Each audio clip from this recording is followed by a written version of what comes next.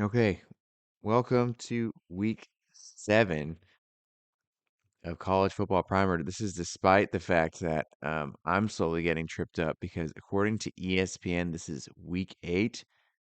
They count week 0 as week 1. So this is truly week 7 because I admire the fact that college football has a week 0.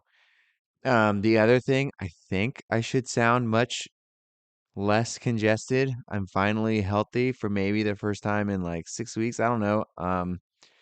Man, meds really go a long way. So hopefully that will manifest itself in some form or fashion in this hour or so. I say an hour. We're only together for 40 minutes or so.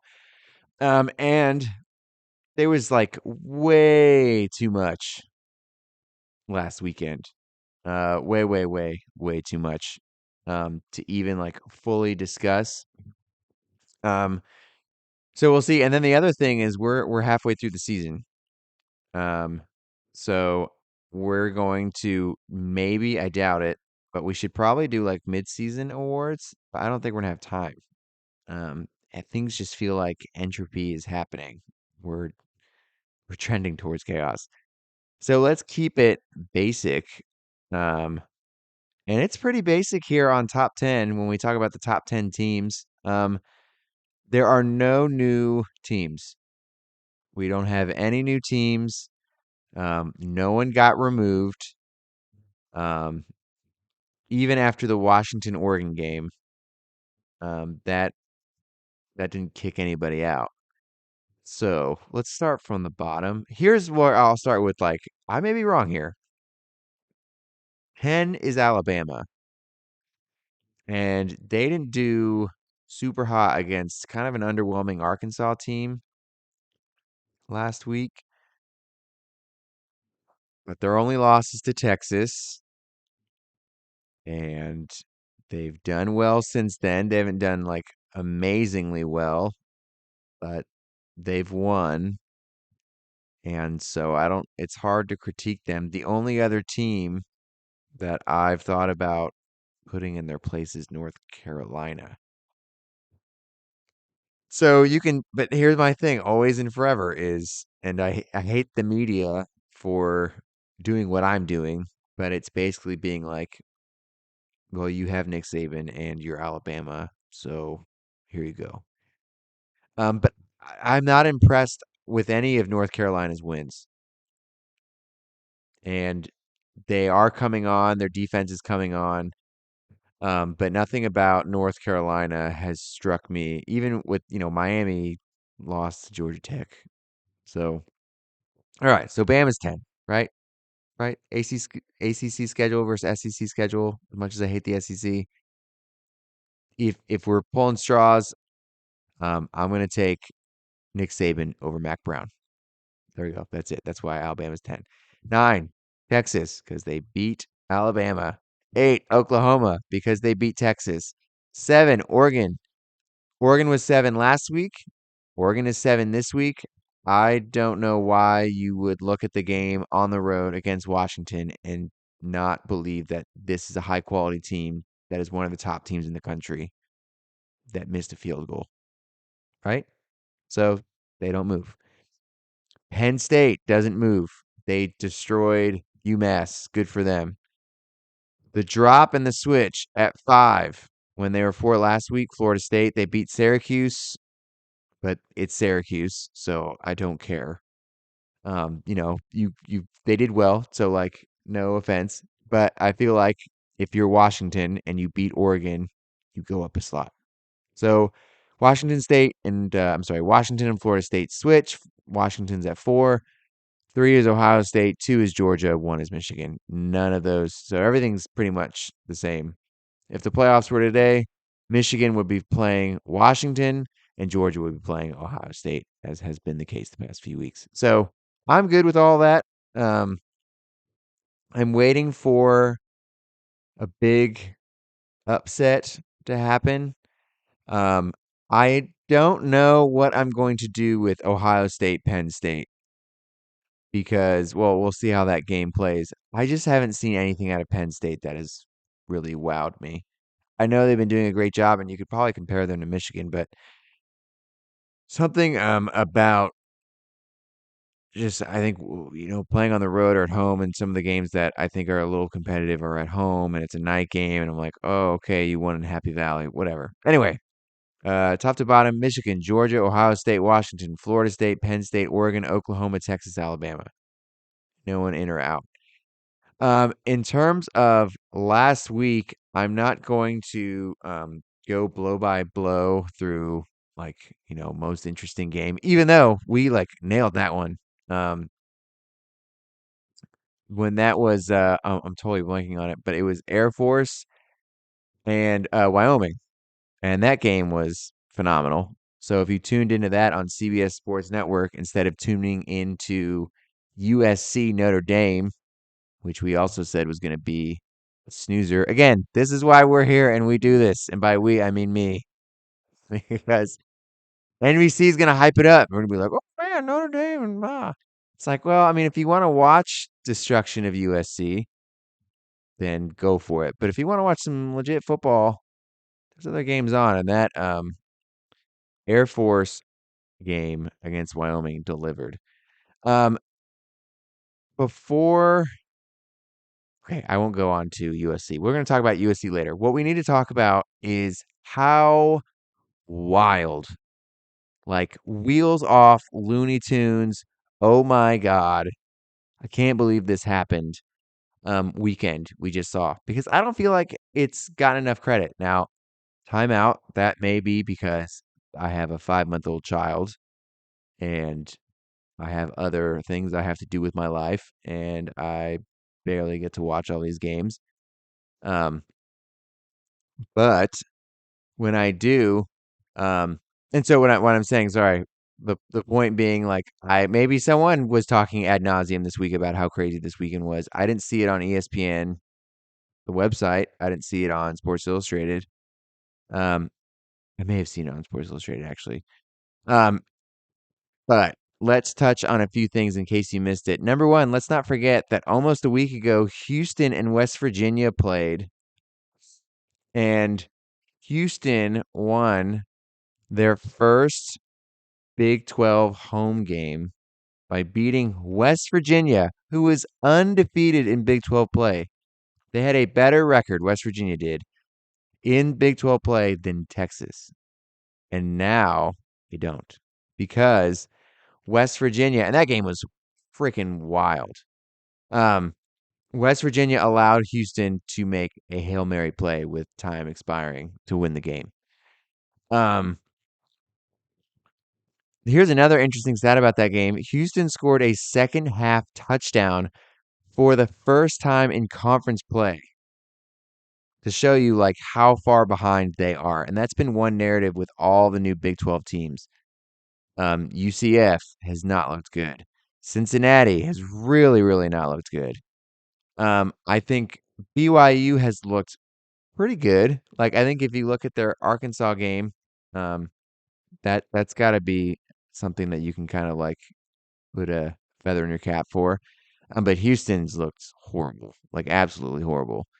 And they play Texas this weekend. And I don't want to, that's not going to be an upset. I was like, oh, that could be an upset. Nothing's going to happen there.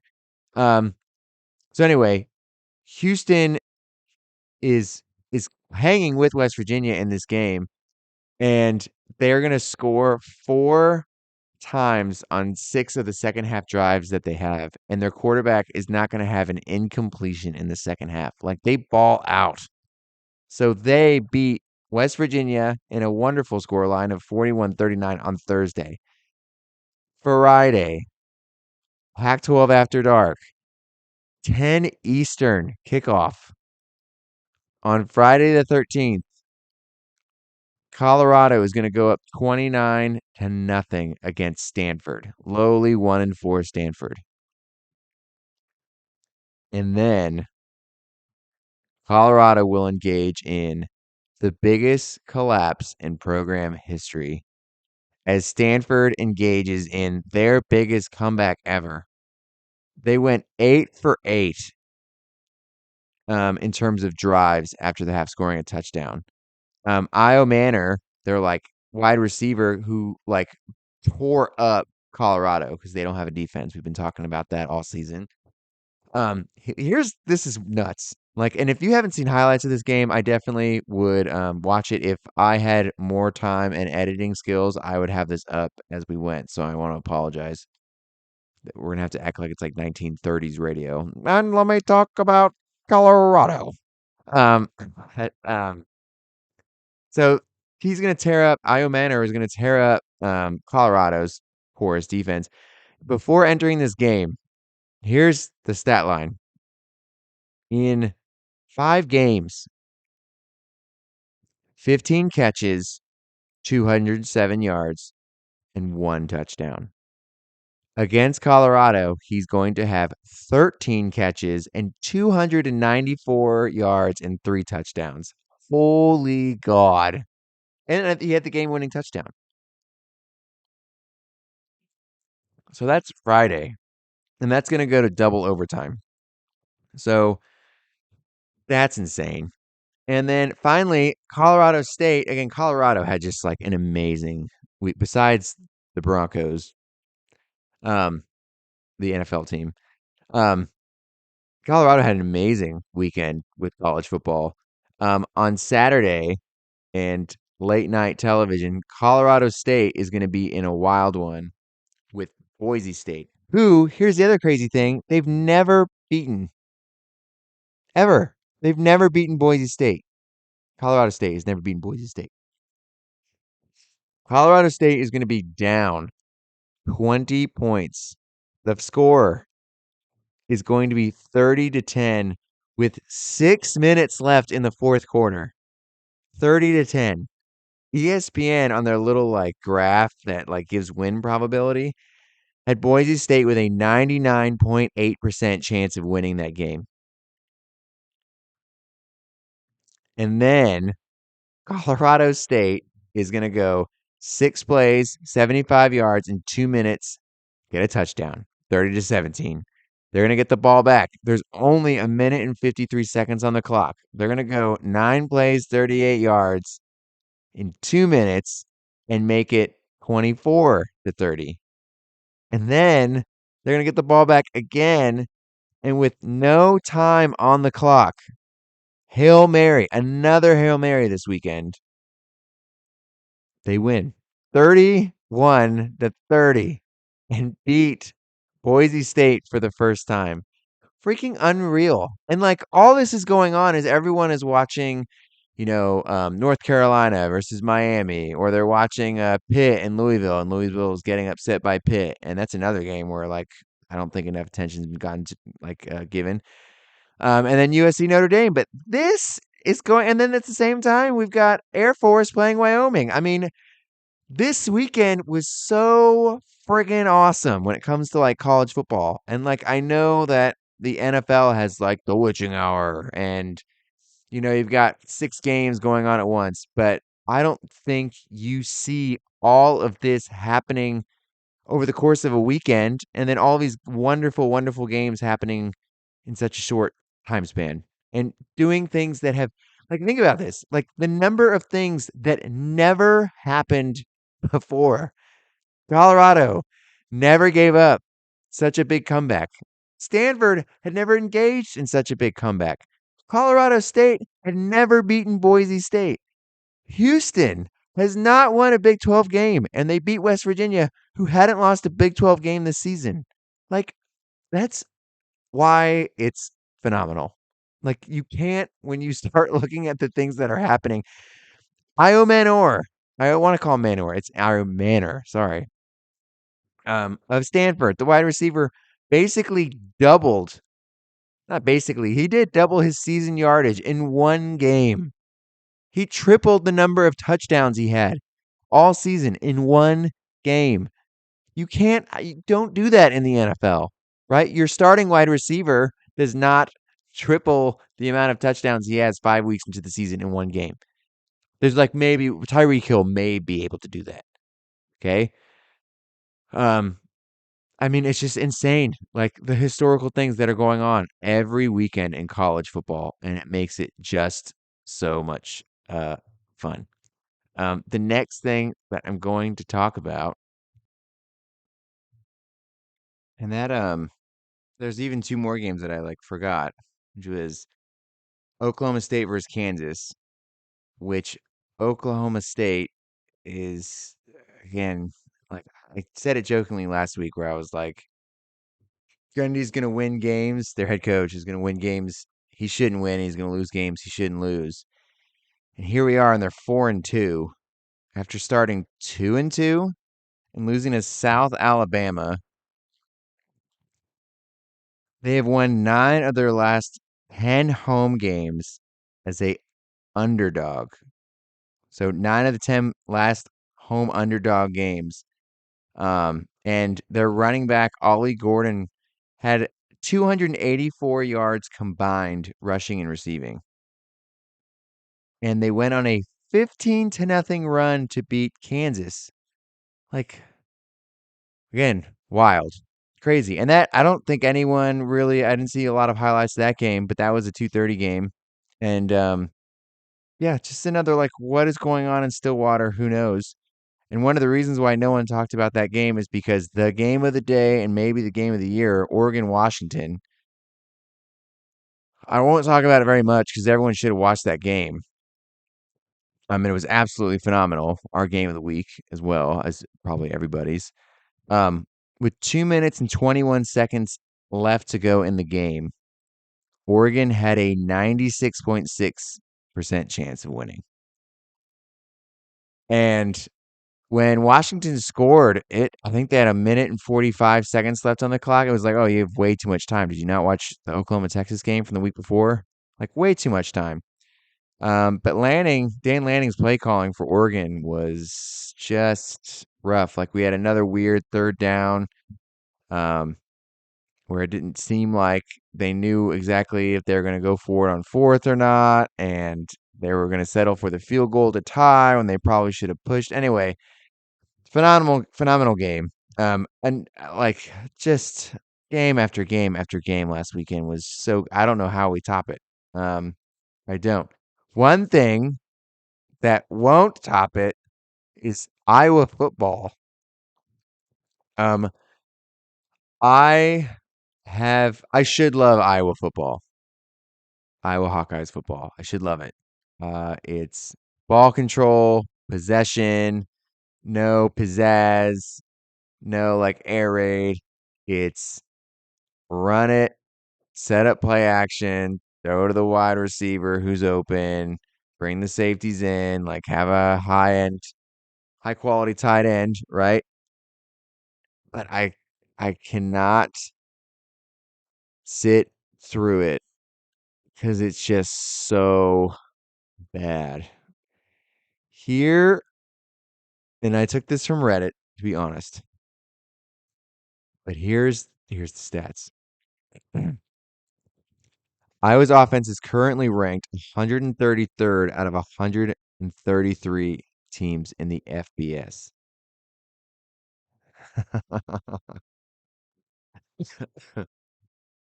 Through 7 games, they have 13 total offensive touchdowns. They have punted the ball 47 times. They average less than 250 total yards per game. Remember when we talked about our boy from Stanford, Io Manor? He's stat line again was 13 catches for 294 yards. In one game, he beat Iowa's total offensive output that they average. Okay. Now, everyone's used to poo pooing on Iowa, but here's what they brought up on Reddit. Despite how bad the Iowa offense is, they have a top 10 scoring defense, and they are number one in the Big Ten West.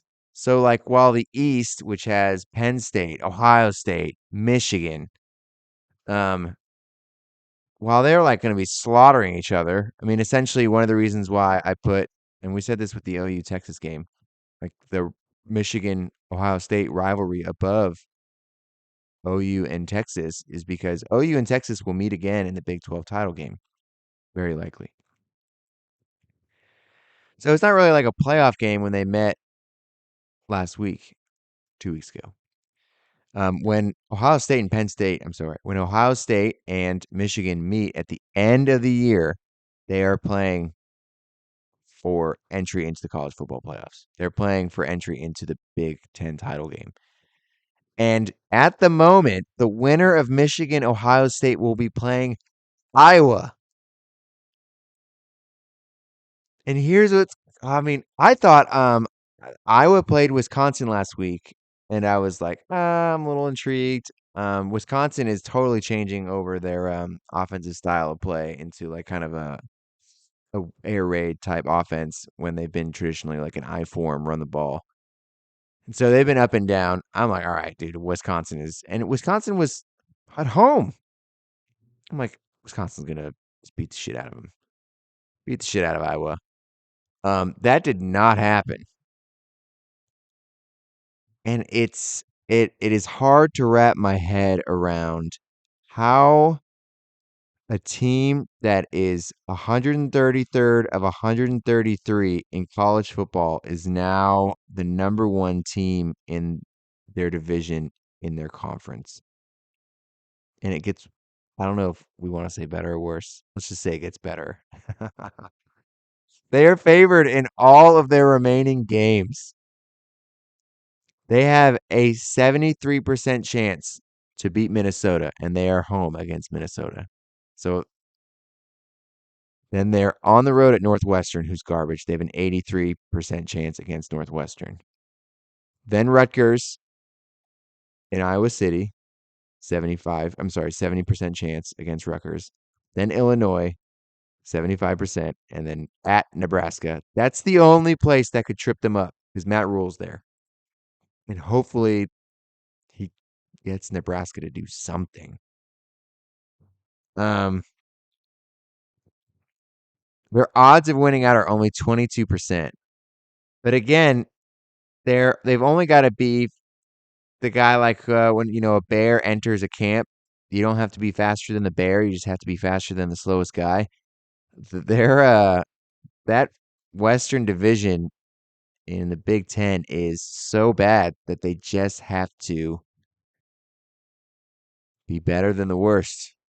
So that story is going on in the Big Ten, and that will pivot us to our game of the week. So what's going on this week? Best game. This one's pretty easy. And it goes back to what we were just talking about, where like the Big Ten is having playoff games like right now.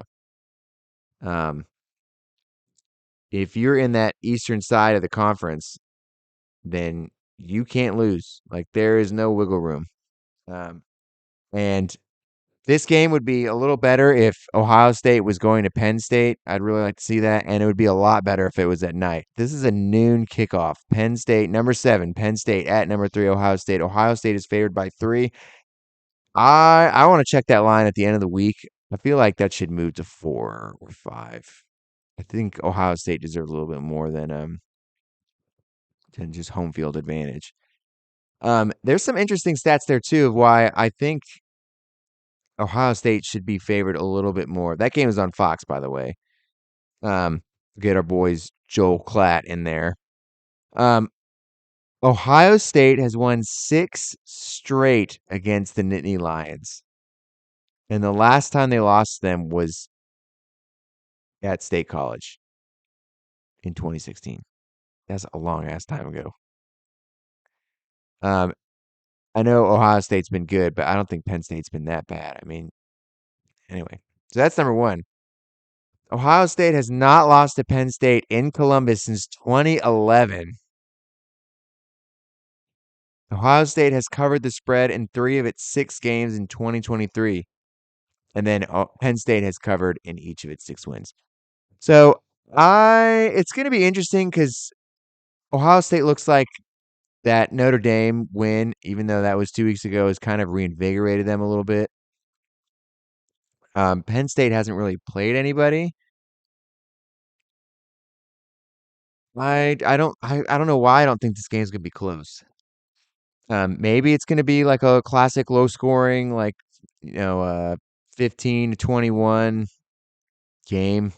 Um, I don't know. For some reason, I feel like it's going to be a little bit wider than that. And I didn't do my favorite thing where we look at the spread, but we don't look at ESPN's predictor. And that again is the moneymaker because when we're talking about games of the week and even last week, I was talking about picking Kansas and Oklahoma State, and even ESPN was like, yeah, that game should be baller. So let me see if I can pull up. Got a conference schedule up. What's wrong with me? Let's go Big Ten. Here we go. Just 1 second for the two people listening. Thank you. Let's get the real stats. Yeah, here it is. I mean, it's stuff like this where, like, they say AI is going to take over the world, and it's stuff like this where I'm like, maybe they're right. Matchup predictor has Ohio State at 63% chance of winning this game. And to think about, like, how good this matchup predictor has been so far as I've been checking it. They had again the impetus for this was Oklahoma had a 55% chance to beat Texas, and I thought that was odd. And then last week, Oregon had like a 53% chance of beating Washington, so that was wrong. But so it's close, right? Um, and all Oregon did was miss a field goal, but I really think Ohio State's gonna, because they're home, gonna take care of business. All right. Here's another one where like I really wanted to go outside of the box for the backyard brawl. And this so I'm going to say what game that was supposed to be. That game was supposed to be um Georgia State at Louisiana Lafayette. And that's a Sun Belt game. And both those teams are doing really well, and I was like, "Oh, these they're both in their back." It's like, "No, Georgia and Louisiana do not touch." I was very much like, look at these former Confederate states. Like, they're probably like neighbors. They're definitely not neighbors. But that's a game that you should probably like do yourself the common courtesy of like checking out because I think it's going to be a really good game. Um, that game is at 7 and it's on ESPNU. Let me click it real quick. Um, and I just think these are teams that are doing pretty well. Yeah, matchup predictor, Louisiana, 54%, Georgia State, 45%, and Georgia State has a better record. They're 5-1. So I think that game is going to be really interesting, but they're not. I went cheap on this one. Um, I almost hate to say it. It's Alabama at Tennessee. And part of that is because they do touch, those states do touch. I have no idea. First of all, both teams are coming in with one loss. Um, Tennessee lost to A&M. Sorry, A&M lost to Tennessee. Sorry. Um, both I don't know how Tennessee is gonna go into Tuscaloosa after what they did to Alabama last year and beat them, right? Like I don't know. And Tennessee lost to Florida. I like knew that in my head, but I was also like, dude, there's no way Florida's trash. Alabama has a 76% chance to win this game, according to our ESPN AI baloney. So, is it a backyard brawl? Yes. Is it a classic rivalry game? Like these teams hate each other. There's a great video out there of this dude talking about he's a Bama guy talking about how much he hates Tennessee. Maybe I'll throw that in there if I can find it. But look that up if you can. But it's the CBS 2:30 game. And here's the other thing that we're doing because even my mom complained about this. Thanks for listening, Mom. She's like, all these games are so close together. Like last week, we had all these night games, and she's right. Like one of the goals of College Football Primer is like getting you entertained throughout the day. So I've got a noon game. I've got 3:30. These are all Eastern times. 3:30 game, Tennessee, Alabama, and then we got a night game. So your day's covered. Okay, and so that's one of the reasons why I was like, man, like Georgia State, and we could do Louisiana, but that's at night. And then what about the so you get the CBS slot, you get the classic SEC game. Alabama's favored by 8.5. Like, this should be a romp. Um, Most intriguing, Oklahoma State at West Virginia at 3:30 on ESPN. Again, talking about what they did last week, I don't know what this Oklahoma State team is. And right now, West Virginia, in some sense, is one play away from being undefeated in Big 12 play. So this should be a really interesting game to see if Oklahoma State's for real or if this is just, window dressing. Again, ESPN Predictor has this being a 62% chance of West Virginia winning. Um, if there's any chance Oklahoma State's going to win, it's if Gordon runs and catches the way he did against Kansas. But that Mountaineer defense is pretty stout. So, um, I am interested in this matchup because I don't, is West Virginia the real deal? Did they just get screwed by Houston? I mean, their only other loss is Penn State besides Houston. So they've done a really good job. Um, I'm about to cough. But I'm not gonna cough because I'm healthy now. I'm just gonna take a sip of water. So that's interesting. I guess another one you could do if you wanted, if you're feeling like I just want to roll the dice. Um, Air Force is playing Navy on CBS.